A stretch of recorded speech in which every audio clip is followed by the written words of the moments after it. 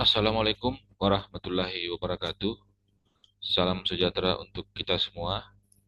Eh, Pada kesempatan kali ini saya ingin menjabarkan tugas yang diberikan oleh Ibu Hani, yakni tugas individu agenda 3. Dalam hal ini kita diberikan tugas untuk menyelesaikan isu aktual di kantor berdasarkan manajemen ASN dan Smart ASN. Sebelumnya, perkenalkan, nama saya Muhammad Asif Fajrizal. Sehari-hari dipanggil Rizal. Saya sebagai penata keselamatan pelayaran di Pangkalan PLP kelas 2 Bitung. Saya gelombang 13, angkatan 87, dan kelompok 2. Baik, terkait dengan formasi jabatan saya, berdasarkan keputusan Menteri Perhubungan nomor 140 tahun 2024 tentang peta jabatan dan uraian jenis kegiatan jabatan di lingkungan unit pelaksana teknis Direktorat Jenderal Perhubungan Laut. Di sini ada 8 uraian jenis kegiatan. Namun di masa CPNS ini saya diperbantukan di bagian operasi. Untuk di bagian operasi tugasnya sudah saya lampirkan di sini. Baik, kita masuk ke pembahasan, yakni identifikasi 3 isu atau masalah yang saya temukan di instansi saya, terutama di bagian operasi. Untuk masalah pertama yakni belum optimalnya pengelolaan arsip, soft copy dan hard copy pelaporan data operasi kapal negara. Kemudian masalah kedua, kurangnya kesadaran masyarakat tentang pentingnya penggunaan alat keselamatan, life jacket, life raft, dan lain-lain, serta cara penggunaannya.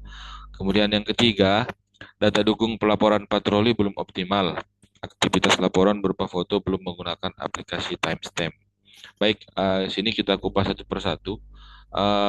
Kurangnya pemahaman dan kesadaran petugas dalam hal ini kita para ASN akan pentingnya arsip, keterbatasan sumber daya manusia yang kompeten, sarana dan prasarana yang tidak memadai, serta risiko keamanan pada kedua format arsip tersebut, seperti risiko kehilangan data karena kerusakan perangkat atau peretasan. Nah, yang ini menyebabkan belum optimalnya pengelolaan arsip, soft copy, dan hard copy pelaporan data operasi kapal negara. Kemudian, latar belakang permasalahannya, ya, arsip laporan sering tersebar di berbagai folder dan belum terstandarisasi. Dokumen hard copy atau laporan berita acara, foto kegiatan belum tersusun rapi sesuai periode dan jenis operasi. Kemudian hal ini menyebabkan kesulitan pada saat kita mencari data yang dibutuhkan untuk pelaporan ke pusat atau untuk keperluan audit dan evaluasi. Kurangnya sistem pengarsipan digital dan penomoran dokumen yang seragam menghambat efisiensi administrasi. Tujuannya yakni meningkatkan efektivitas dan efisiensi pengelolaan arsip pelaporan data operasi kapal negara, memastikan seluruh laporan operasi terdokumentasi dengan rapi dalam bentuk soft copy dan hard copy, mendukung kelancaran pelaporan data operasi ke pusat secara tepat waktu dan akurat. Baik, kita lanjut ke isu yang kedua, minimnya penyuluhan dan pelatihan mereka masyarakat beranggapan bahwa kecelakaan adalah hal yang kecil atau tidak mungkin terjadi, serta kurangnya pemahaman tentang cara penggunanya dalam kondisi darurat. Nah, ini kurangnya kesadaran masyarakat tentang pentingnya penggunaan alat keselamatan, life jacket, life raft, dan lain-lain serta cara penggunaannya.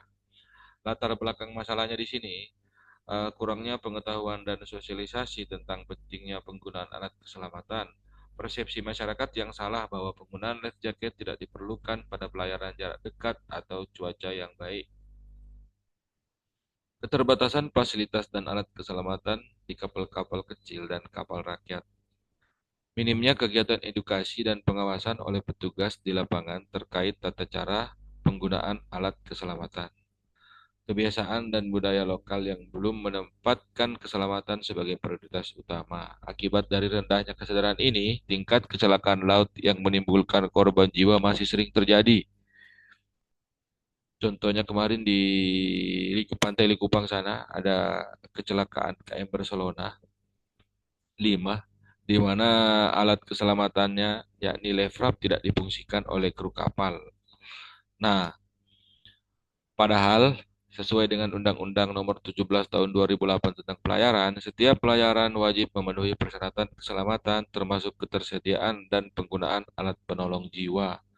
Kondisi ini menunjukkan perlunya upaya peningkatan kesadaran masyarakat melalui edukasi, sosialisasi, dan pembinaan berkelanjutan oleh KPLP dan instansi terkait agar masyarakat memahami bahwa keselamatan di laut adalah tanggung jawab kita bersama.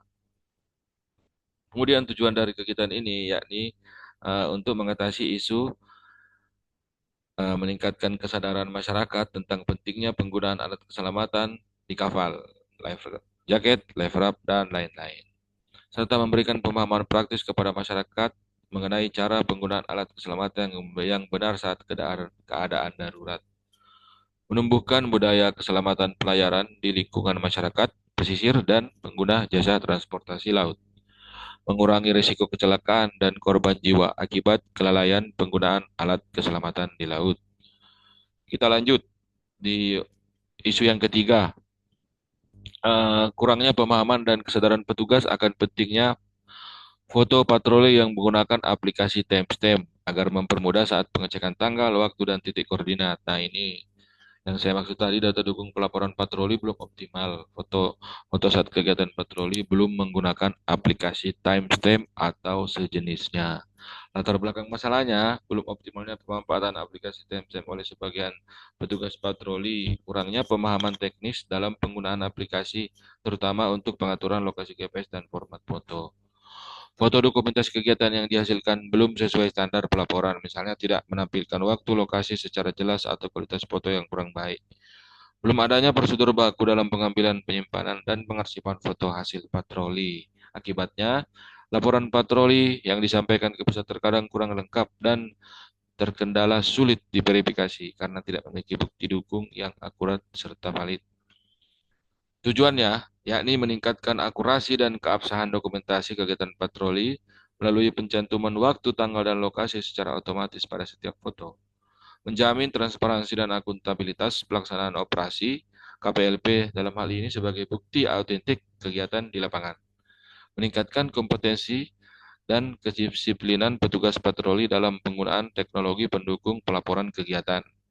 Menyusun standar atau pedoman sederhana tentang cara pengambilan dan penyimpanan foto dokumentasi patroli agar seragam di seluruh unit kerja. Mempermudah proses pelaporan ke pusat karena foto dan data lapangan telah tersistem dan mudah diverifikasi. Nah, dalam hal ini saya memilih metode USG untuk memilih isu.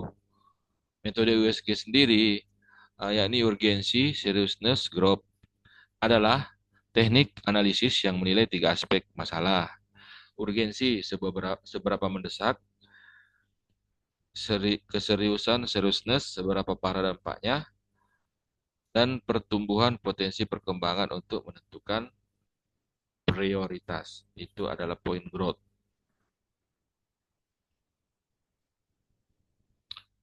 Di sini skalanya untuk high 3 poin, medium 2 poin, low 1 poin.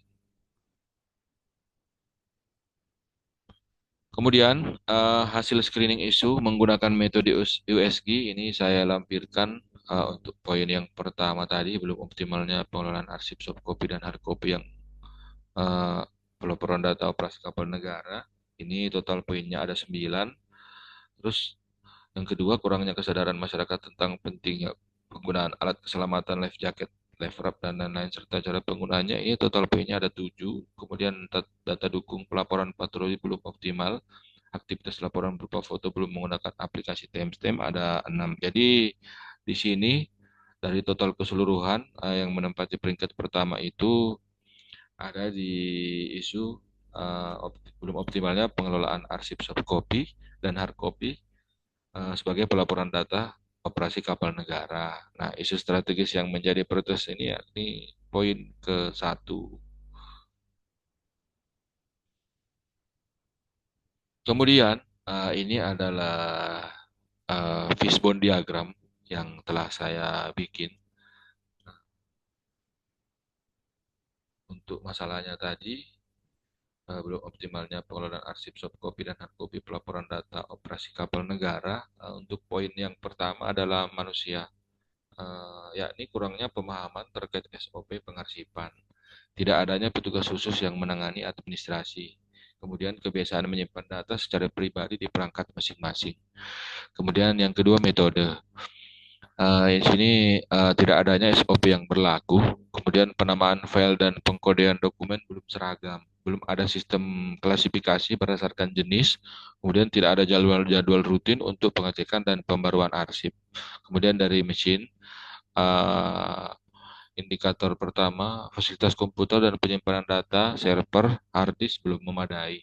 Tidak ada aplikasi khusus untuk manajemen dokumen operasi. Kemudian risiko kehilangan data akibat kerusakan perangkat atau tidak adanya backup. Kemudian dari poin keempat yakni material, yang pertama dokumen hard copy mudah rusak, pudar atau tercecer. Banyak laporan yang tidak lengkap atau tidak sesuai dengan format. Kemudian soft copy tersimpan dalam berbagai format dan lokasi yang tidak teratur. Kurangnya arsip pendukung seperti foto dan berita acara. Kemudian poin selanjutnya environment, lingkungan, area kerja. Mungkin ruang penyimpanan arsip fisik terbatas dan belum tertata rapi. Terbatasnya jumlah rak atau lemari arsip yang khusus. Kemudian arsip sering berpindah tangan tanpa pencatatan. Peningkatan budaya kerja tertib arsip di lingkungan unit kerja. Poin selanjutnya adalah manajemen. Dalam hal ini mungkin belum ada kebijakan internal tentang sistem pengarsipan pelaporan operasi, kemudian pengawasan terhadap administrasi laporan masih rendah, kemudian belum maksimalnya evaluasi berkala atas kinerja pengelolaan arsip. Nah, ide kreatifnya sendiri, di sini saya ada 6 poin. Ide-ide kreatif. Yang pertama mungkin pembuatan sistem SIPDO kapal negara. SIPDO itu sistem informasi pelaporan data operasi kapal negara. Deskripsinya ini membuat folder digital terstruktur di Google Drive atau server internal dengan nama SIPDO KN. Berisi klasifikasi laporan berdasarkan yang pertama jenis operasi, terus bulan dan tahun, nama kapal atau wilayah kerja. Kemudian inovasinya, sistem folder menggunakan kode standar seperti KN Patroli 0325 Lombok, menggunakan template laporan digital yang seragam. Kemudian dilengkapi daftar indeks dokumen untuk pencarian cepat.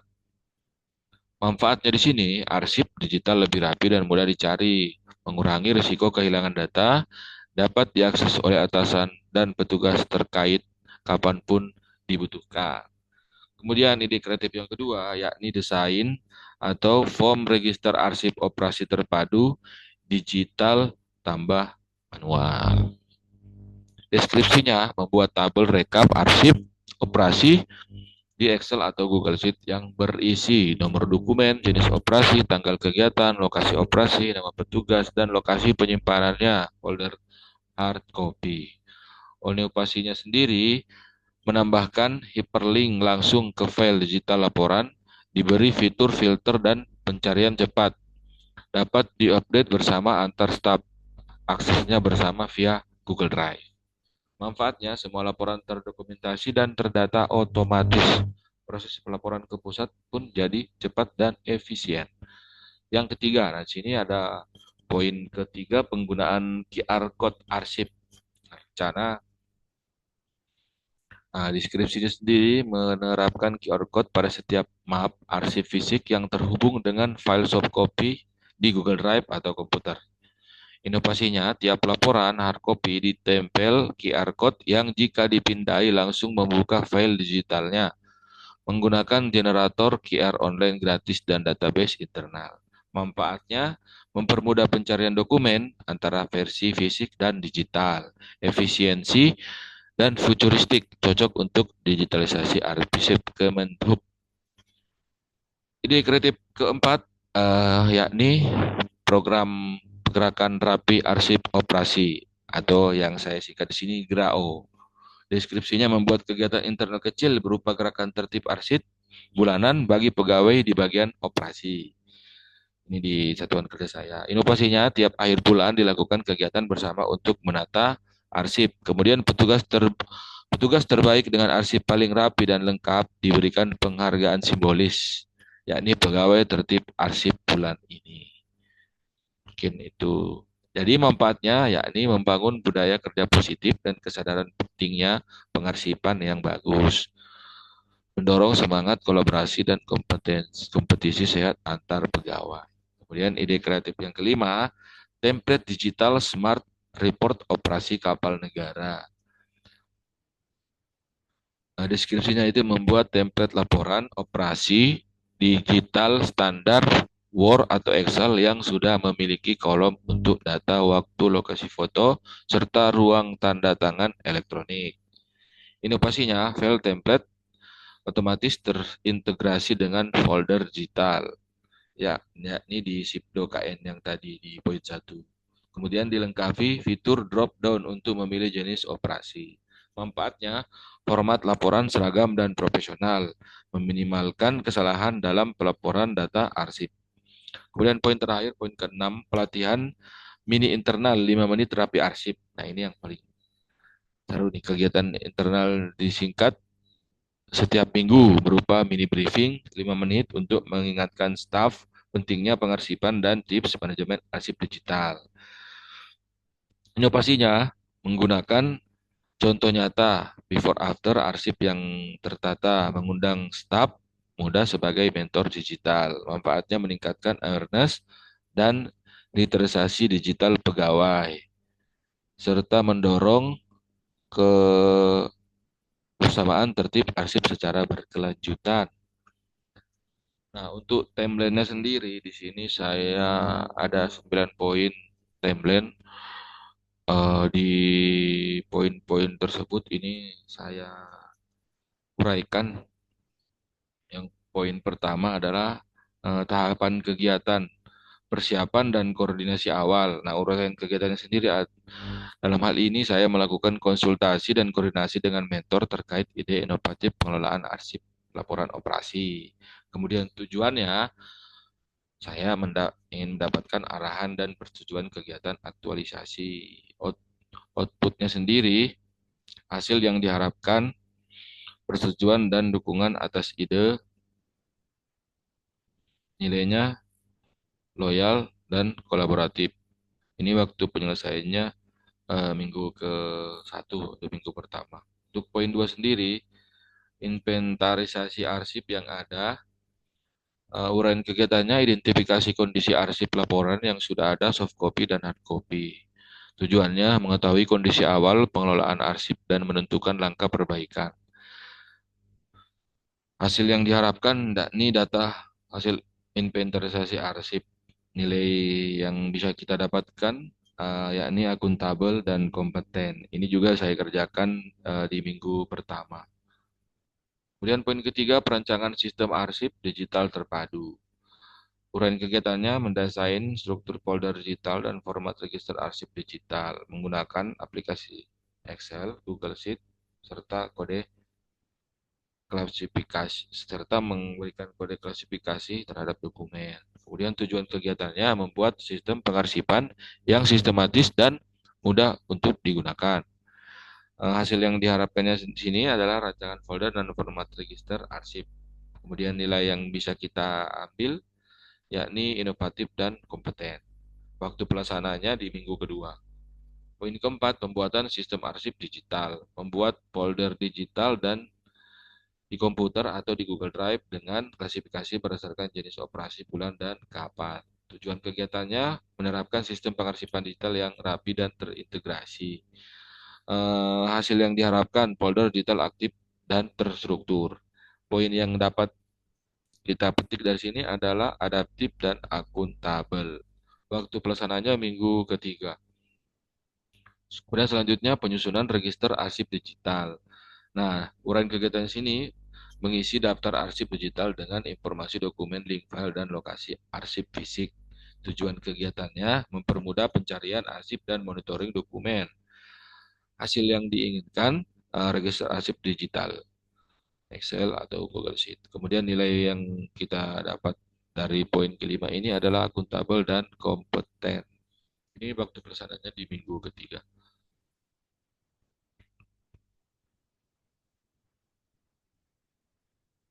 Kemudian poin keenam integrasi hard copy dengan QR code.